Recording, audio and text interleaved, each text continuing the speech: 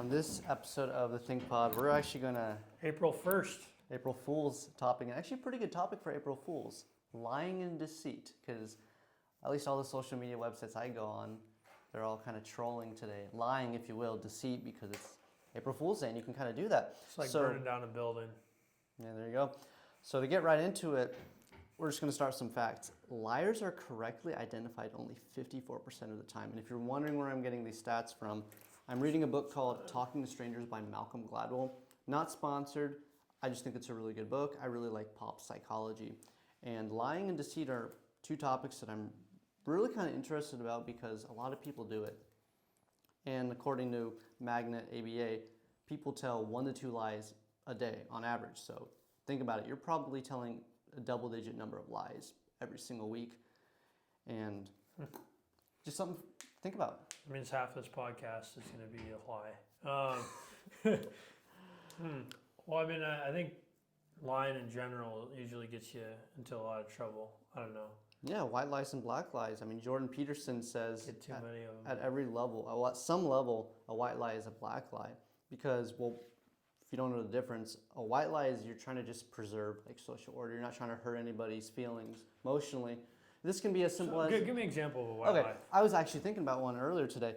So it's Wednesday right now, and we were planning on having another podcast session on Friday. So say you reach out to me tomorrow. Hey, Stan, how does 4 to 6 p.m. sound for our podcast on Friday? And I say, I'm actually pretty busy, have something planned. Okay. Imagine you go to like some social event, like say I'm at a social event, you find out that I'm there. Doesn't look too good on me. I don't know, you had something planned though. You were at the same event I was. Well, I know where you're coming from. You know what I'm saying. It's like it's not inherently a lie, I suppose. It's not as severe as a black lie, I suppose, which would be lying to kind of hurt someone or cause harm, I would assume. I'm intentionally saying something to emotionally harm you, either directly, immediately, or latently, maybe in a couple of days. So that's the kind of example I thought about is, I think people do this a lot of the time where they say, I'm really tired, don't really want to go out tonight, and then you see them at the bar or the pub later. It's like, dude, I thought you were tired. Like, and they can't really say anything because they were lying. So the quote, the statistic rather, liars are correctly identified only 54% of the time. People are really bad at telling if someone's lying. And you would think, shouldn't it be obvious? Somebody gets all red, maybe they kind of start getting all fidgety. And that's what's called, I think, kind of matching. That's what Gladwell calls, like, someone's mismatched is where their intentions, kind of their outside, doesn't match their inside. So transparency. People who are really transparent are going to match inside and out. So like their facial expression matches their inside. But I'm sure, we call it RBF, resting bothered face, or maybe a little naughty word for that. There. But people have RBFs, and you would think they don't look very happy, but they could be in the best possible state. I mean, I know someone personally who, I'll look at them and I feel like they're going to beat me up. And then I start talking to them and they're like all laughing, very warm. Yeah. So that's a bit of a mismatch. Like your cat. So to follow up with that statistic, seeing the person actually makes it harder to tell if somebody's lying. Well, I'd assume they're tells though.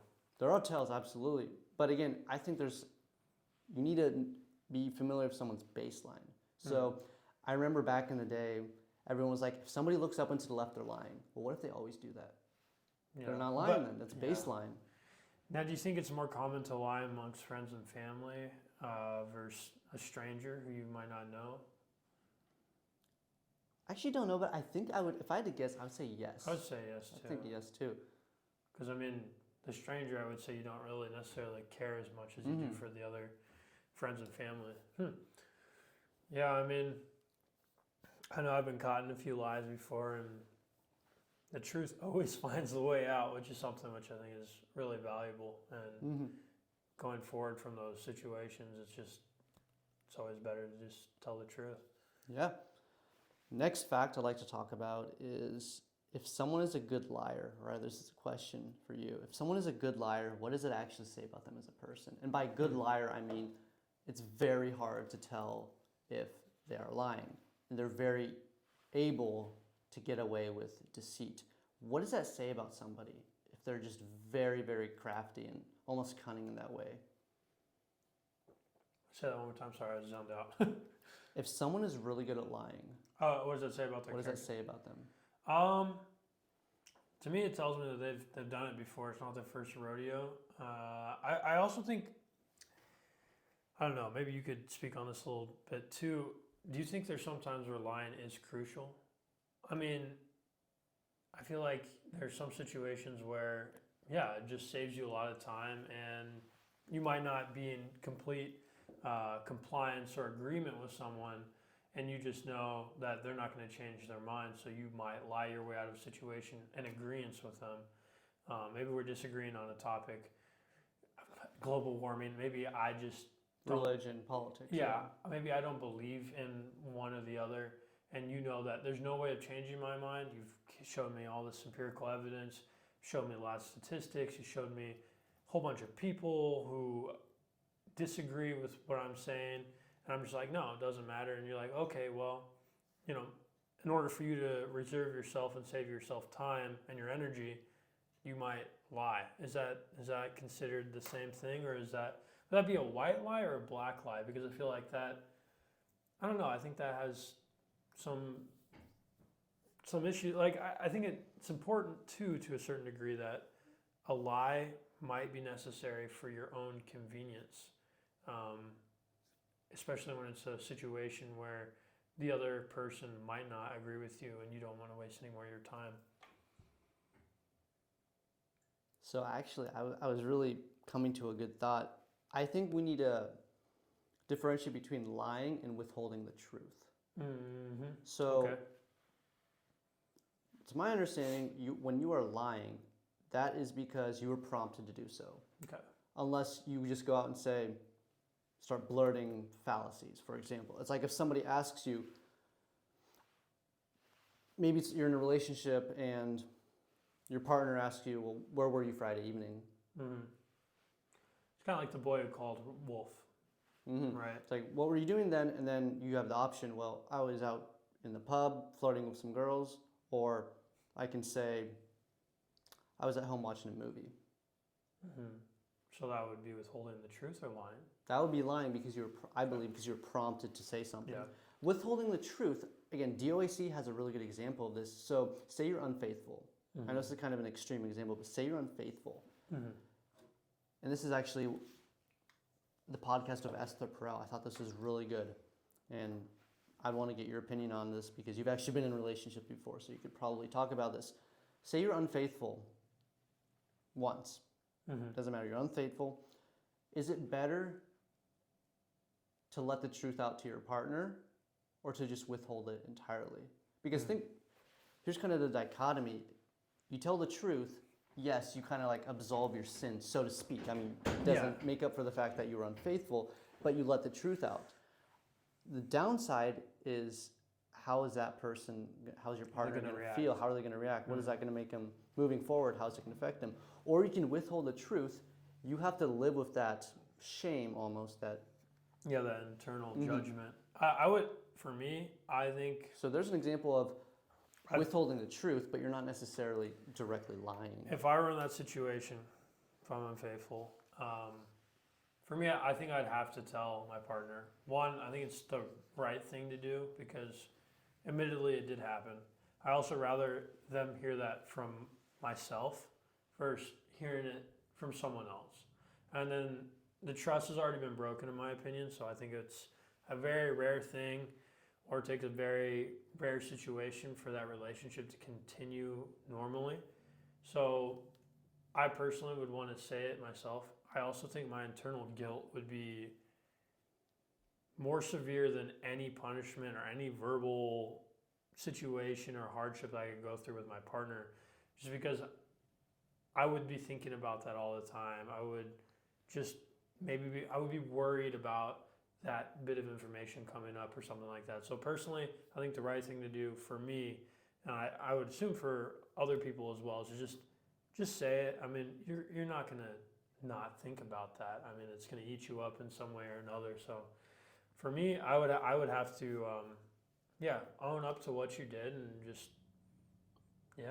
I would say the truth. Mm-hmm. But I'm a different person too. I know that there are other people out there who can probably live with that internal guilt to some extent.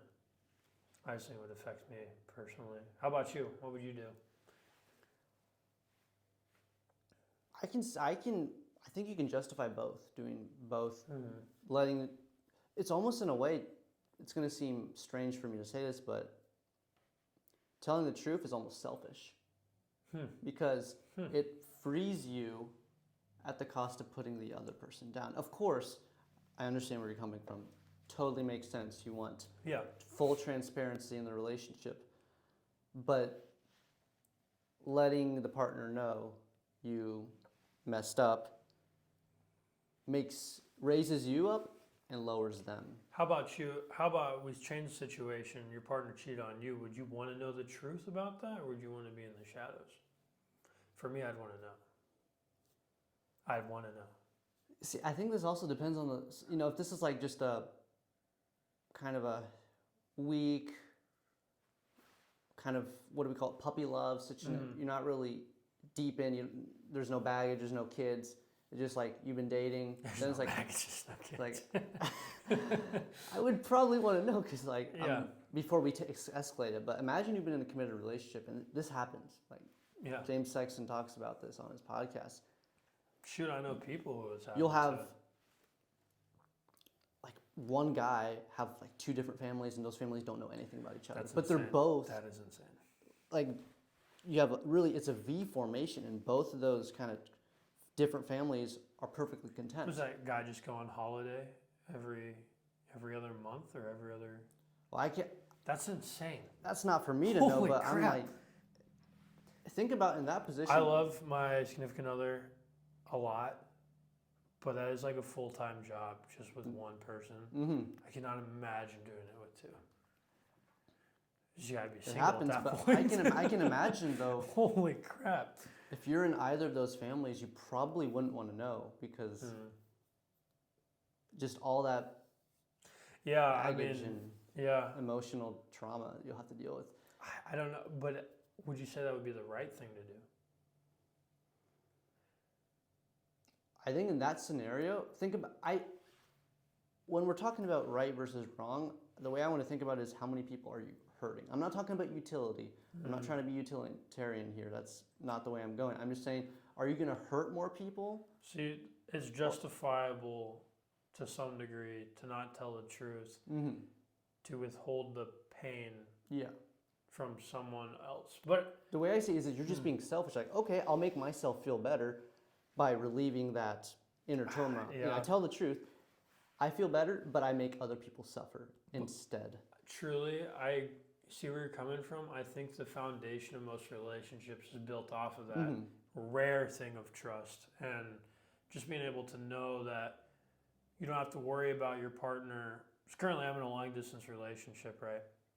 We have this beautiful line of trust where she knows that I'm not going out and doing something. I know same thing. And it's like collectively we have one mind of we're going to work together to get this done, one common goal in the end. And, I don't want to do anything to jeopardize that. So, I mean, trust as it is, in my opinion, is a very rare thing. And it's a very important and crucial thing to relationships. So I feel like once it's broken, though, if once something does something to hurt that trust or hurt that relationship, subconsciously for you and or your partner, if you did something to jeopardize that trust, I think that will always be in the back of their mind of, maybe they're going to do this again. Maybe I think it's really, I don't know, Stan. I can't say that I agree with that completely, but I see where you're coming from, and that's fair, I guess. But I just need to get that out because trust is really important. To get a line. To add on that, I saw this quote not too long ago, but trust and love are very similar in that they take a very long time to earn, but they can be easily broken. Yeah, like that's the thing I think people need to understand in this day and age, that love is earned. Yeah. I'm not talking about the unconditional parent love, like your parents will love you regardless. Sometimes. I'm talking about with a committed relationship with a partner, an SO, so forth. You have to earn that love. They have to earn your love too. It's not just you find them attractive, the sleeping is good for them, but like you have to earn their love, just like you have to earn their trust. Yeah. And absolutely, lying can destroy that. It sure can. So actually, the next point I'd like to kind of pivot back onto the central point of lying and deceit is I found this quote from the book. I thought it's really good and I want to talk about it. So, go for it. Transparency is the idea that people's behavior and demeanor, the way they represent themselves on the outside, provides an authentic and reliable window into the way they feel on the inside. Yeah, that's really, so it's really good. It's interesting because Gladwell in the book, he presents this idea of transparency, which, to kind of simplify that, your facial expression and what's going on inside, how you actually feel, are roughly equal. They're kind of tied to each other. And then he also proceeds to kind of like view it as a myth. Like, well, I don't think it's really that trustworthy, because he uses an example of a trial, and one of the, I believe it was the plaintiff in the trial, was wearing, I believe it's called a Niqab, where it's like in Islamic tradition, a woman has to wear a veil covering her entire body, so you can only see the eyes, I believe. And the judge said, if you don't remove the veil, I cannot proceed with this case. I'm going to have to drop it because I cannot see you. And if you believe in this concept of transparency, you would absolutely support the judge's decision. Yeah, if I can't see your face, I'm not going to trust what I'm hearing. Right. If you believe transparency is a myth, that actually, wearing a veil might actually cause you to have a better decision. Because that's interesting. So it's like, what I'm going to get your thoughts on that. What do you think about just transparency? Like, can you look at somebody, say right now, can you?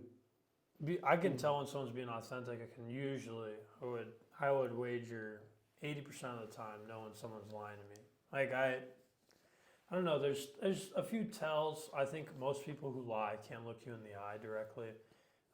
Most, not all. Not all. Some people are like pathological liars. Yep, 100%.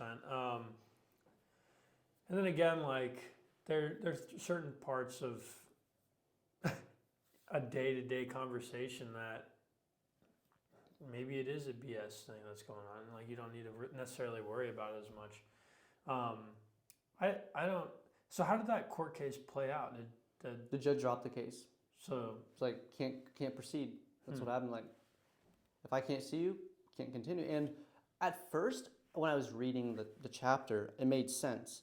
But then Gladwell came up with these more points. Well, even master interrogators, like CIA, FBI, are very bad at telling when somebody's lying. Like, believe it or not. Well, I mean, but isn't that the point of espionage and spying? Mm-hmm. I mean, like, wouldn't you want a pathological liar to be in your agency of choice? Absolutely.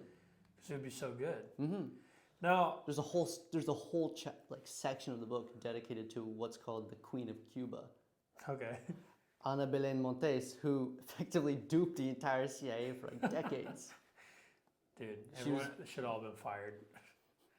Because, and I'm not going to pivot to this point next, but we will talk about it's called truth default theory. We'll talk about it. But yes, it's very hard to consistently tell if somebody's lying. But it's much easier to tell if somebody's telling the truth. Why? Because, kind of preemptively go into it, truth default theory. We as humans naturally are going to believe or default to somebody telling the truth to us. And there's a reason for it. It's evolutionary. There's a good point Is that just on the basis of someone not going out of their way to lie about something? Like, here, how about this? So I just got back from a trip from North Carolina. I got on the train on my way back from Chicago, coming back here to Mactown. And I went and sat in business class. I did not have business class tickets. Turns out the entirety of the trip, no one checked my ticket at all as it was. But that being said, no one even batted an eye that I was sitting there. I feel like if you're playing a part to a certain degree. Like, why would you be sitting in a place where you're not supposed to be? Like, I think there's a lot of deception that goes around. Have you seen like the ladder theory? If you carry a ladder into any business establishment, no one's going to question you. Because why are you carrying a ladder? I mean, I think part of it's defaulting the truth. Maybe it's not so much in this case directly. Well, I'm just assuming you're being truthful, but we're just going to default to kind of like the baseline. And the baseline is, okay, if you're sitting in this section of the train, you're probably supposed to be here. right. Like you're not doing drugs, you're not naked. I do drugs in the other parts of the train. If I was a conductor, I'd be doing the drugs. Obviously, if you walk into a ladder, people default to service, problem, fixing. Right. But if you walk into a gun, of course, not going to say, oh, it's security. Like, no, I don't think, if you're not wearing police gear, I don't think people are going to default to. But then I can go to wearing a badge and not having a proper license. I mean, be it as it may. So like, in general, the truth default theory comes down to we're just going to default to what is kind of like makes sense. What is natural for that environment? So in your case, it's how people say, fake it. If you present yourself confidently, you can get away with just about anything. True. I think I've had great luck with that. I think you should also question your reality as much as you can. Like if you act like what you're doing is right, Right. people will view you and default to you doing the right thing, even if you're being deceptive. Right. So a good quote and for anyone wanting to do further research, the psychologist who kind of came up with this TDT, is it called? Truth Default Theory, is Tim Levine. Lots of interesting studies he runs. But real quick, there's this quote, and I'm going to give a little bit of context before I say the quote, because one of the topics discussed in Talking to Strangers by Gladwell is the Bernie Madoff Ponzi scheme. So the largest, like billions of dollars, the largest Ponzi scheme in history. Like even more so than the original Ponzi scheme, after which the whole scheme is named after. And we're not going to get too much into Ponzi schemes, but what needs to be understood is investing in general and Ponzi schemes are built on that defaulting to trust, like that defaulting to truth. Like, yeah, those returns seem too good to be true. They're forming a 45-degree line. Like, that's a little strange, but nobody did anything. SEC didn't do anything. And this persisted for decades. Why? Because it just makes sense. Okay, it's, he's just probably really good at what he does. He has a really good intuition. People aren't really going to bat an eye so much. They might bat an eye, but they're not going to do anything about it because it seems trustworthy, seems legit, people are happy, no complaints, probably legit. So, actually, before I'll even say the quote, there's a guy, though, who was the opposite. Harry Markopolos. He was like, dude, this guy's scamming everybody. He was convinced. Like, he did the math. He was a quant. So very good with numbers. Wall Street investor. Did all the math. Even reached out to Madoff. Got really suspicious vibes off him. Complained to the SEC. Didn't do anything. Then he eventually just kind of had to drop it because like nobody was really doing anything. So it wasn't until after the fact that everyone was like, oh, this guy was a genius. Well, yeah, even though he... after. Yeah, it was always after. So even though he knew That's crazy. Madoff was running the largest Ponzi scheme in history, nothing happened. And the only reason Madoff got caught was because of the 2008 financial crisis. And do you think that the reason why, who was the gentleman who was a quantum... The quant? Harry yeah, Markopolos. Harry Markopolos. Markopolos. Do you think the reason that he didn't get his point through is because there were numerous individuals investing with him, so there was like, or I'm trying to say like there's such a large percentage of the people who were going for this, it was just like too big to be true. Exactly. Gosh. It was international. Everybody was investing in this guy. And even though some people thought, like some people had their doubts, like, yeah, these returns seem a little too good to be true. Always cash out when you're up. And there's a quote I love. If it walks like a duck and looks like a duck, it probably is a duck. Unless it's a bait duck. So now I'm going to say this quote because it kind of highlights the evolutionary necessity for defaulting to truth. If everyone on Wall Street behaved like Harry Markopolos, there would be no fraud. But the air would be so thick of suspicion and paranoia that there would also be no Wall Street. So to kind of further that quote is what we get in exchange for being vulnerable to an occasional lie is efficient communication and social coordination. So kind of the point Gladwell is making is, and in general, why people are so bad at detecting lying is that we need to be trusting as humanity, or else we would not be able to propagate. Like, think about it this way. Yeah. I did the math. Would you rather be correct 90% of the time and wrong 10% of the time, or would you rather be correct 10% of the time and wrong 90% of the time? Yeah. It's just, yeah. Well, world order would be falling out everywhere. It's like we're willing to get effed over 1 out of 100 times, as opposed to you just think everybody's scamming you, and you might be right one time. You might catch one scammer one time, but those other 99 times, nobody will like you. Getting ripped off, or you're just losing out. Yeah. This article that you sent me, I'm just going to read something, a statistic I saw. Who statistically lies more, men or women?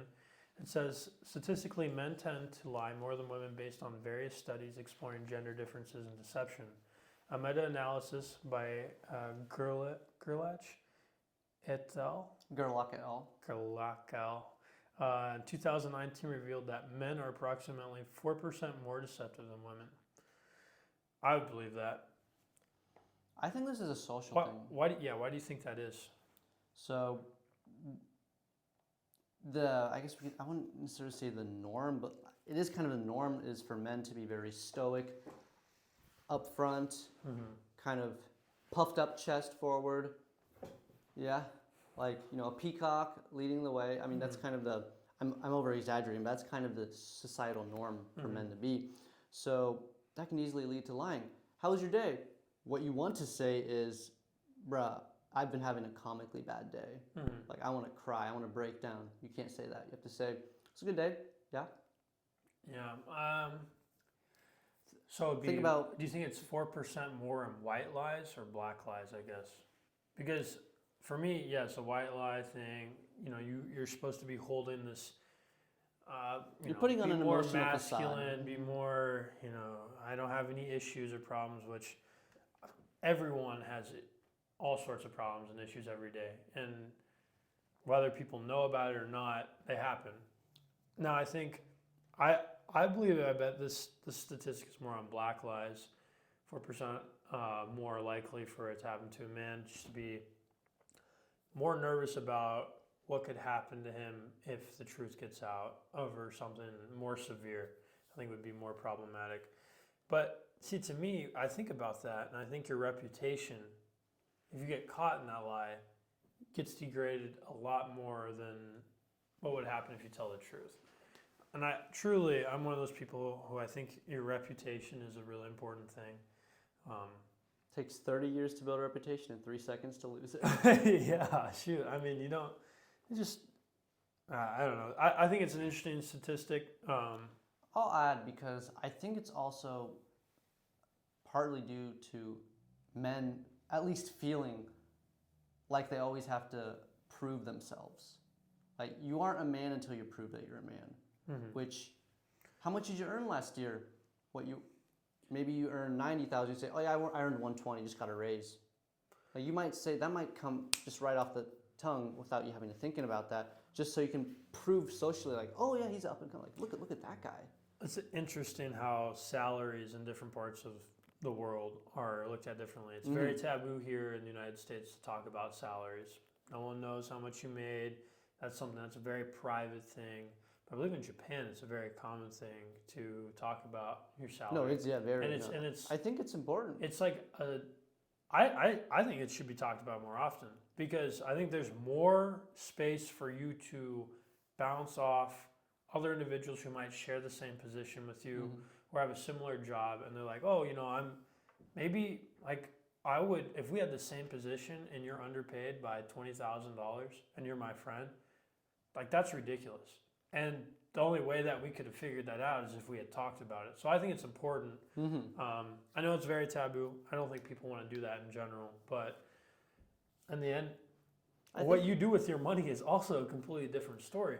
I think it's not only taboo, but for anyone to try to break out, because I don't think it's a problem, but it's almost as if you are doing comparatively well, Mm-hmm.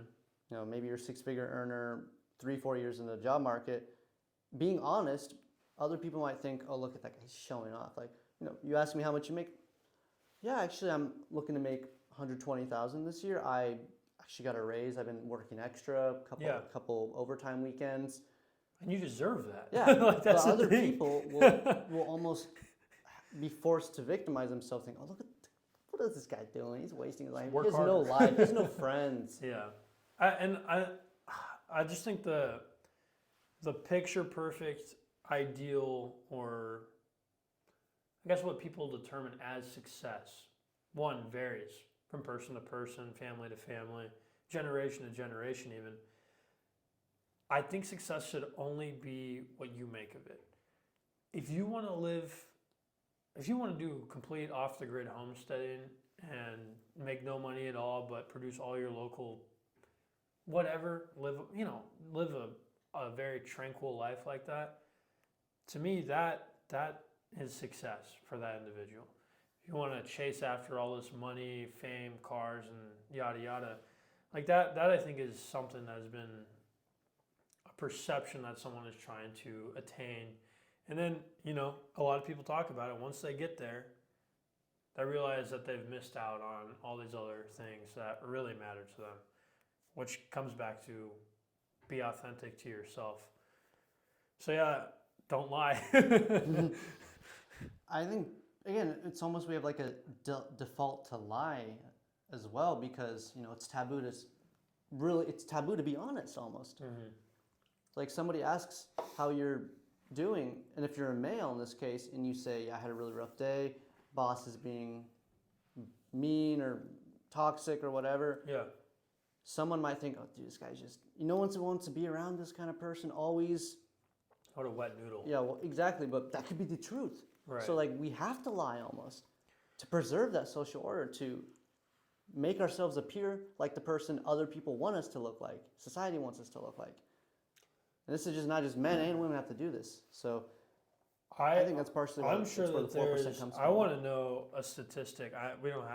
We could probably look this up. On what percentage of people who are working for a company, when asked how they feel about a communal project, like, is this going well? Do you think that this is going to play out? I want to know how many people agree, even though they don't agree with that, or lie about that, just because I want to maintain their integrity of their job, per se. See, and for me, I think it's more valuable for that individual to tell the truth there. Mm-hmm. It could save people a lot of money. I think maybe long they could term come about things differently. And also, I mean, if it's your opinion, which I think is another important thing on why people are hired. I think your opinion and your credibility and why you were hired in the first place should be maintained. You shouldn't just be doing it because everyone else is doing it. Kind of like sheep mentality. Groupthink. Yeah, groupthink. Goodness gracious. I worked at a farm for like the past 6 years. You shake one bucket, everyone, nah, and they all run into whatever. You can run. There's this fantastic video. This guy, he's running. He runs like, I kid you not, 200 sheep around a bonfire. And then they get stuck in a loop around a fire. It's insane. Like, they all could just die. But, yeah, there's not one outlier who's like, It's like I'm sure you're familiar with the example of, like, so if you have a bucket with a crab in it, crab will get out, obviously. Right. Now, if there are, say, 5, 6, if there are multiple crabs in there, the one that tries to get out will get pulled down. Yeah. Groupthink.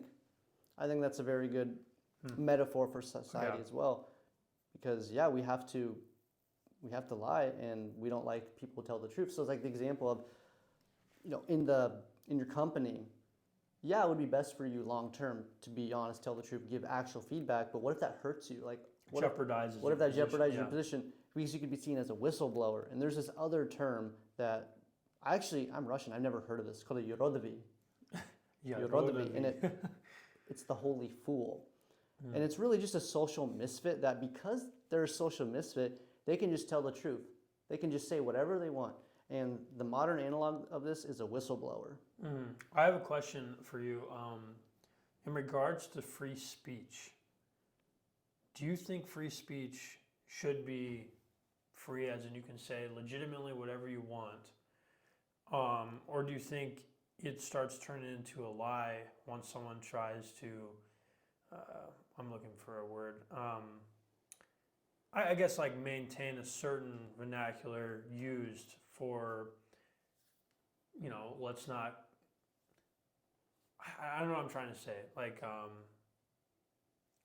free speech, in my opinion, I think you should have the good, bad, and the ugly, because then you know the good, bad, and the ugly. Whereas if it's all good, and then you see the bad and the ugly, you're like, what is going on here? But it's like, I don't know. I don't think. I think recently, in the past 4 years, freedom of speech has been. It's been a very sensitive subject. Very sensitive, and also manipulated and controlled on what parts. Obviously, I don't think we should at all. I don't agree with any slurs. I'm trying not to cuss as much personally. Like certain things I'm trying to maintain, but that's for my own personal reputation. But when I see someone using foul language, such as, I just know immediately that I don't want to identify with them. But if they were censored, that's the word I'm looking for. Censored, or truly like on media or whatever it may be, and I didn't know that that's how they were in real life, if you will. It's deceit right there. It's deception, So that's it's so like it's a little deep, but like free speech almost amplified lying and deception now. Right. Yeah. That's an interesting. I mean, that's its own podcast topic right there. Probably. Like, how has the evolution of our idea of free speech actually helped or hurt society in terms of decreased lying, better, worse deception? That's really interesting. Now I'd actually let's look at some more statistics, and this one's not going to be surprising. 90% of individuals on dating sites admit to lying. I don't think this is surprising because, again, the Peacock effect. You want to, puff your chest out, be better than you actually are, do whatever you can. Want the attention. Yes, exactly. Like you want to, especially since, of course, dating sites are skewed. It's like. I would wager this a little bit further to just social media in general, because it is not their legitimate persona. Online media sites, Instagram, Snapchat, Tinder, I guess, right? Hinge, Bumble. It's like whatever. It's something I thought a lot about actually in the past 3 years, maybe 2 years. Snapchat in particular, right? You take a picture, you type it out. All right, I send you that, you send me a response. I get time. I get a minute, 5 minutes, an hour, whatever it may be, to think about what you said. Or like our conversation face to face, you don't have this abundance of time to really think about, what's the proper response? How should I come off, right? And I think that's a big issue after the pandemic that people were having coming out of it's COVID fever, if you will, right? You're coming back into socializing with people, and you get instant feedback. Your brain is processing it quick. There's no time to really, I don't have time to think about my response. You just say it. You don't have, and I think it's a really important thing on like just social media in general as being deceptive. I don't know. What do you think about that? Like, do you see what I'm saying? This time frame that you have is so fake. So I think what you're trying to get at is, and this is what I'm trying to come up with in my head right now, is spontaneity acts as a safeguard for the truth. So what do I mean by that? If I ask you a question right now, you have several options. You can either tell me up front, I don't know. You can give me your thoughts right away. Or I can clearly see that you go look up an answer. Or you cannot respond. And again, yeah, your answer is complicit right there. Like if you don't respond, it's an answer in itself. As opposed to, say, I ask you the same thing over text. Right. I can look it up, Mm-hmm. educate myself, and be a genius. And that might be like, oh man, this guy knows stuff. Then like, say we wanted to do a podcast about Right, it. we're talking about. We talk about it, and it's like, well, you can't really do that. I think there's also, I recently was talking with someone who just didn't know what we were talking about. And instead of playing along or whatever, just said, I don't know what we're talking about. And I think that was just, there was a moment there where I was like, wow, that was so authentic. And I loved it because, well, one, admitting to yourself that you don't know what's going on, that's a feat in itself. But then two, to say that to, it was a group of, I think 5 of us, right? And I don't know, I love that moment for some reason. It just really stuck with me. I was just like, there's nothing wrong with it, one. And two, I was like applauding him in my head, just like, let's go. Like, thank you for just being real here. And caught him up to speed, and he was right there in the conversation, and just talking about his opinions on the subject. And I think that's something that, you know, it's so taboo. It's a scary thing to admit you don't know something, but how could you know everything? That would be absurd. I think you should know a lot of things. I think you should be well versed in as many things as you possibly can, but I think if you found someone who claimed they knew everything, that would be a lie. It's the point you're getting at is it's frightening to appear inadequate. So it is better to lie. Right. Better to be deceptive. I mean, I'll be honest, I'm pretty bad about this. I think I was on a call with some of my tech guys, and these guys are so much smarter than me when it comes to like AI. They're like, you know, you're pretty familiar with, you know, VS Code, Claude Code. And I was like, yep. Reality? No. Not a clue. Didn't know it. I've never used those tools before. Now I have. I'm very familiar with them. But at that point, I was like, dude, I have no idea what's going on. But I didn't say anything because I just want, you know, a couple other guys said, yeah, man, I use it in one of my classes. And I was like, yeah, I'm good. Yeah, like you don't want to be caught as an outlier, you know. But the thing is, once you get that truth out, for me personally, and maybe it's just for me, it feels so good. I can get caught up to speed. People are more understanding. They're more willing to help you understand what you don't know. Same thing with teaching. I mean, you feel like $1 million when you tell the truth. You do. And that's why I think it should be the foundation of our day-to-day. And I think what you were saying about, I'm not sure if we read the stat yet. I was reading it over here. Go ahead and read it, yeah. Yeah. Frequency of lies. Number of lies in 10 minutes. Statistically, is 2 to 3 lies in 10 minutes. Really? Yeah. In 10 minutes? In 10 minutes. So, I can see that. In a social setting, absolutely. Right. In a social setting, for sure. I think it would be really beneficial for all of us. I'm going to try this for the rest of my week. Today's Wednesday, so 2 more days. April Fool's. No, I'm going to take initiative on when I don't know something, asking, and then 2, I want to see if I can catch myself in a lie, as far as a white lie. I want to see how many times that comes up for me. Like, I truly wonder how frequently that, I don't know if I fall into this statistic of 10 lies, or 2 to 3 lies in 10 minutes. That's quite a lot. Ooh, you made me think of a really interesting thought. What if we run like an MRI scan on somebody who's lying? Do you think how do you think their brain activity is going to be different? Because I would argue that someone who's lies a lot, pathological, it almost decreased brain activity. So it's kind of like a habit. If you do scans, not that much activity.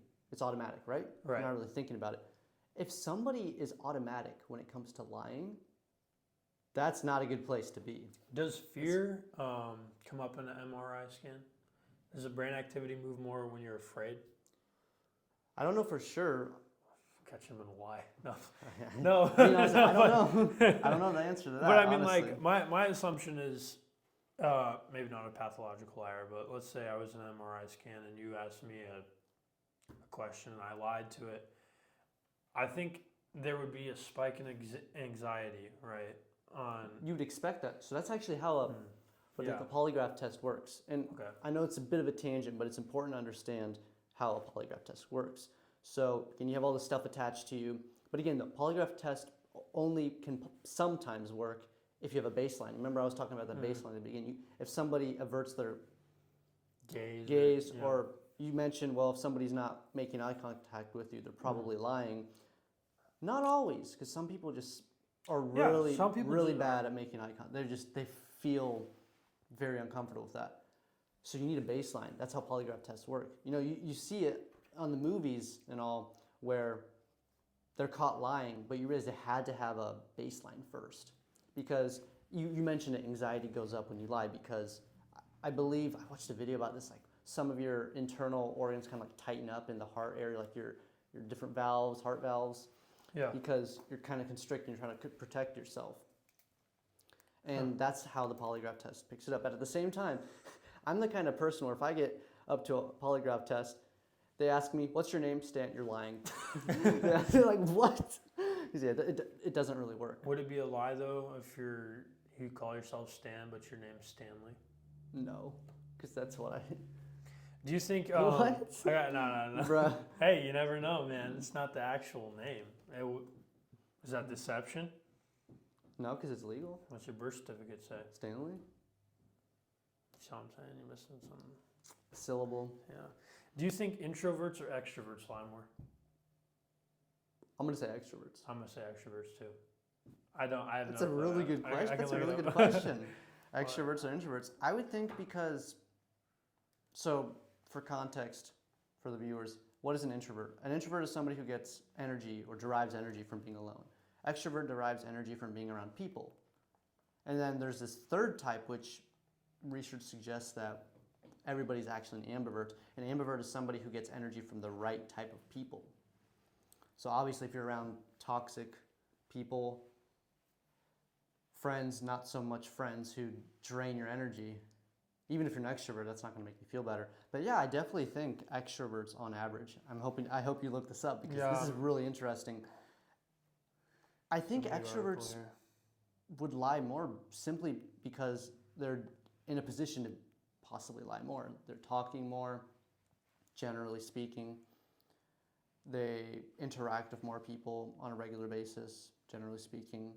So they would be put in a position where lying is an option, is an avenue, is an escape route. As opposed to introverts, not to say introverts are more authentic on average, it's not what I'm saying, but they're really not in the position to do as much lying. But I think what would also be interesting to see is percentage of lying. So an extrovert might lie more, but it might be a lower frequency, if that makes sense. Like maybe they say an extrovert lies 10 times a day, but say out of 100 different attempts, not attempts, but they had 100 possibilities to lie, they chose 10, as opposed to an introvert who lies twice, right? That's 4 times. All right, so there is a very long article on the National Institute of Health.gov, right? So I'm gonna trust that. They're pretty trustable. However, it's 40 pages, so I'm gonna give the AI overview. So trustworthy. Extroverts are generally found to lie more than introverts, largely due to their comfort in social situations and tendencies toward active or social engagements. It's basically what you were saying. Studies specify and highlight that intelligent extroverts are more likely to lie to gain social advantages, whereas introverts tend to be more private, skeptical, and better at detecting lies. Introverts are better at detecting lies. Mm-hmm. Huh. Well, and I feel like that's because they're already closed off and they don't have. I feel like they have more time to question someone, right? And to be. Okay. Yeah, I know. think about that. So. Reminds me, coming back to the book originally, just because you see somebody, that actually might make it harder. Mm-hmm. So there is, I forget the guy's name, but there was a team, very intelligent team, computer scientist, one guy, an economist at Harvard, and they built pretty much a tool to detect if people are lying. Mm-hmm. And the tool did so much better than the judges, or judges who were actually getting to see the person, which might even suggest that seeing the person who's lying or knowing more about them actually decreases your ability to accurately determine if they're lying. So example of an introvert might only see that extrovert who's lying once or twice as opposed to the other extroverts who see them all the time. So you might be thinking, well, those extroverts see the guy all the time. They know everything about him. That actually might be hurting them. It's like you're able to create more judgment off of fewer. It's more noise. More noise. Huh. There's a quote about that. Unobservables create noise, not signal. So all those different they're almost alibis in a sense. Did this article, did they talk about why people lie? Why people lie? I mean, I know that my assumption is to get out of general. No, you don't want to be punished, right? You don't want to admit that you stole 20 cookies out of 25. You know what I'm saying? You don't want that social indecent. Although to preserve the social harmony, social fabric, that's kind of a major reason. I just saw this same article. Approximately 40% of resumes contain false information. I believe I said that, but I'm not surprised. Which even is more funny. so. But I mean, romantic relationships are also impacted by dishonesty. 92% of individuals admitted to lying to their partners. Why do you think is that? Again, you've actually been in a relationship. I think it would go back to what that? I was saying earlier about maybe it saves maybe it preserves more of your energy in the long run by simply not agreeing with so Diary of a CEO in his book 33 Laws, one of his examples was he ran a study, I believe, and I'm probably going to butcher this, but whatever, this is the idea that counts, right? So he said, imagine the most extreme situation, all right? There is a terrorist who has one of your loved ones, and he has a gun to their head, and he demands he's demanding that he is Jesus Christ. And if you do not admit or believe him, he'll kill your loved one. Okay? So you have that in your head? Yeah. And then the second question was, same scenario, but he performs the water, he turns it into wine. So on the first one, in order to save your loved one, you would have to lie and believe that this guy, this terrorist, is Jesus Christ. And you would lie, most likely, because it's a very dire situation, legitimately. But I believe the statistics for the second one, after he tells you he's Jesus Christ and turns the water into wine, you believe, I'm going to pull it up, but what do you think about that? So, can you tell me the results, though, of that? Yeah, let me look it up. Just tell me what you think about that. So, essentially, you're saying just saying something, making a claim versus claim and support it. Right, yeah. I mean, but I feel like that comes about on our day-to-day in general. Some people might make claims that you don't agree with, but in order to kind of move along, you just go for it. I think at that point, I could almost argue it's cognitive dissonance. Cognitive dissonance, a great example is, say somebody is a smoker, but they're trying to stop. They say, smoking is bad, I know, I'm not smoking anymore, and then they go get a pack of cigarettes and they smoke. Yeah. They're holding conflicting views. That's addiction. If you've read Orwell, this is the closest analog to doublethink, where you're not allowed to think two conflicting thoughts at the same time. Similar concept. And I'm gonna need to find this. I'll include it. I'll put it in the link. Yeah. In the link, because it made me think about it a lot. Because admittedly, you are lying, right? And I'm not. You wouldn't believe that someone, Jesus Christ, is trying, is gonna kill. Yeah. For me, I was talking about my mother, right? Why would Jesus Christ do that? But you would lie to reserve that that relationship. And I don't know, I think it was kind of tying into why you should cut out people who do not exactly work with your schedule, I suppose. There we go. Last thing I want to talk about on this podcast today, given that we are Gen Z, is, and I told you beforehand, so I'm not going to ask you to guess, but believe it or not, listeners, millennials are identified as the most frequent liars. So we can do a little generational. What age range is that for people who don't know? I'm gonna have to look that up, but Oh, I got you. yeah, you look. I'll read the stats real quick, but 13% admit to daily dishonesty, and you actually brought up. I'm gonna steal your idea, but you brought up a really good point earlier that you argued that it makes sense because they've had the most time to do it. Yeah. They've been around the longest. I'm like, yeah, that's a good point. They've been able to refine the act of deception. And this next part of it says Gen Z shows the highest rate of resume exaggeration. That makes sense. It's kind of hard to get a job right now, especially if you're Gen Z. You just got out of college. You're trying to find a job that doesn't exist using a degree that supposedly was going to try to get you a job that doesn't exist. True. Real quickly, millennials are individuals born in 1981 or 1996. Between. So that would be 30 to 45-year-olds, anyone in that age range. But yeah, for the line on a resume, I think in general, a resume is a really interesting thing for a hire. You're selling yourself. You obviously tailor your resume. I think at least when I've submitted one, I've tailored my resume specifically for that job. So maybe I had 10 things on my resume, but the job I was applying for only used 4 of my skills, right? I'm only gonna put 4 of those things on the resume. Do you think it's easier for someone to look at, he has no experience with only 4 things, but I could add in some fake ones? I feel like that would be the extra part that you could lie about, right?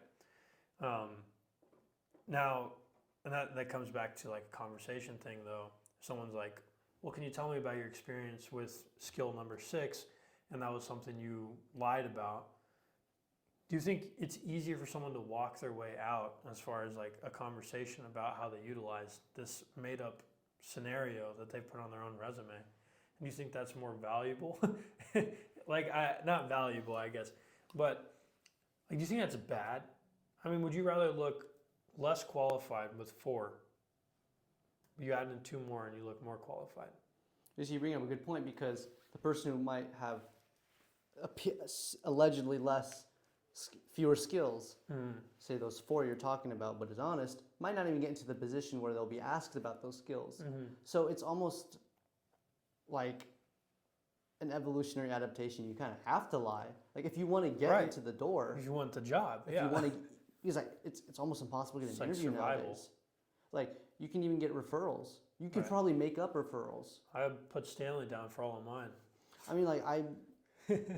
Quick rant here. I've had people from inside the company refer me to apply to a job, and it goes nowhere. Right. So at this point, it's like, well, what's stopping you from just saying, Mark Zuckerberg referred to me for this job, or Elon Musk said I should do this job. We should do that. Maybe we can get a job at SpaceX.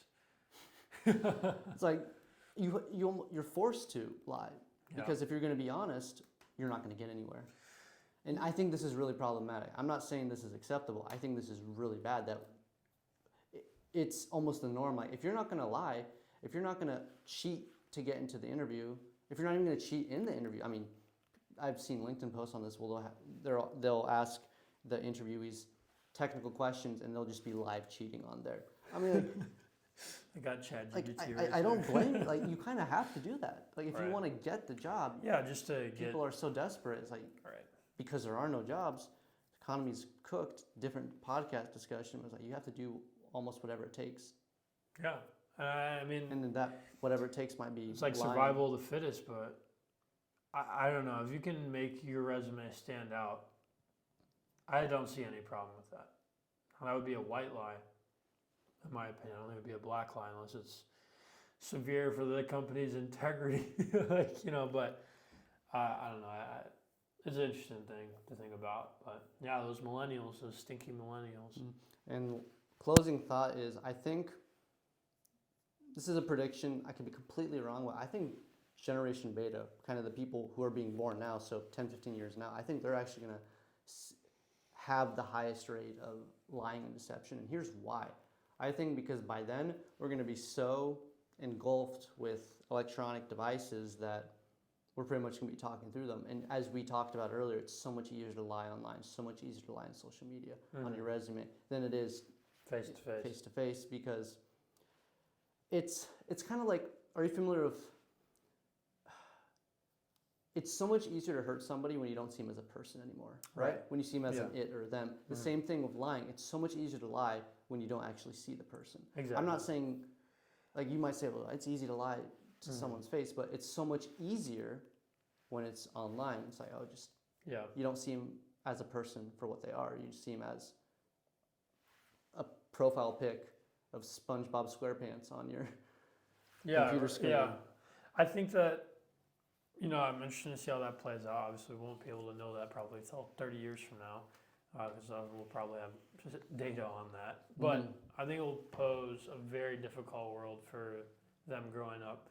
And I think, and it's kind of final thought on this, social media in general is very deceiving. And I think where we get our media from in general, whether you're left, whether you're right, whether you're middle, purple, pink, I don't really care. Apolitical. Yeah, I don't care. I think that to some degree, whatever media you are consuming has been skewed or is being deceptive to some way, in some way or another. And it's really difficult to find the truth. And I think that's something that I think will be more of a up and coming thing where hopefully our generation takes advantage of being more interconnected via social media and find a place or platform, I'd rather be in person, where we're able to give our time and thought. But, you know, that's a long ways in the making because we're young. Closing thought. Just came up with it. Lying kills authenticity. Lying does kill. Lying kills authenticity. Well said.